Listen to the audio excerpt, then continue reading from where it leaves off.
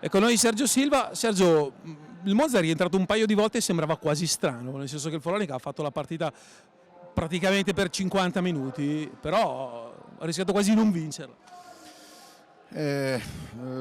Sì, perché poi è stato lì a un gol di differenza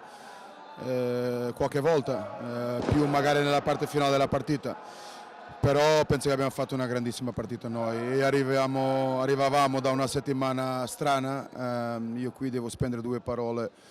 per i ragazzi della nostra 19 che ci hanno dato una mano questa settimana, perché abbiamo cancellato allenamenti perché non eravamo in numero sufficiente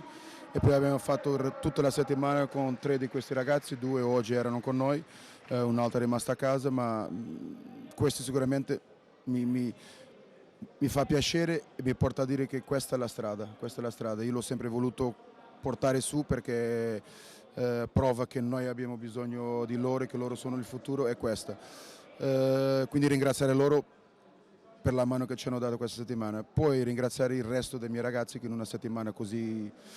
diciamo complicata hanno saputo gestire il migliore dei modi. Venire qui non era semplice, lo sapevamo, e fare la partita che loro hanno fatto anche con le cose che sono successe poi durante la partita, hanno avuto una testa incredibile, complimenti a loro. Volevo arrivare proprio lì, nel senso quando c'è stato quel rosso curioso, diciamo, a Francesco Banini, che comunque è un giocatore che può anche spaccare le partite, la reazione dei tuoi ragazzi è stata incredibile, cioè la faccia proprio dei tuoi quando hanno incassato il gol dell'1-1, poi col 2-1 e il 3-1 in inferiorità è stato proprio così, si vedeva la voglia e la caparbietà sul volto dei tuoi atleti, quindi un monito a te, ma loro... L'avevano anche detto, appena sono arrivati vicino a noi in panchina, qualcuno di loro, non mi ricordo qui, tanto si vince uguale, perché questi ragazzi sono fantastici, lavorano in un modo straordinario, danno tutto, oggi si è visto,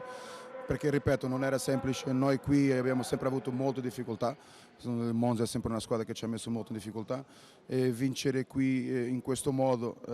con le pedine che ci mancavano, quel sacrificio e la voglia che hanno messo tutti gli altri, è veramente da grande squadra. I miei complimenti non sono mai, tanto io li faccio sempre, tutte le volte, ma li faccio anche questa volta perché non sono mai troppi, penso che loro se lo meritano tutti. Condivido pienamente le idee del mister. Grazie Sergio. In bocca al lupo a Monza per il futuro.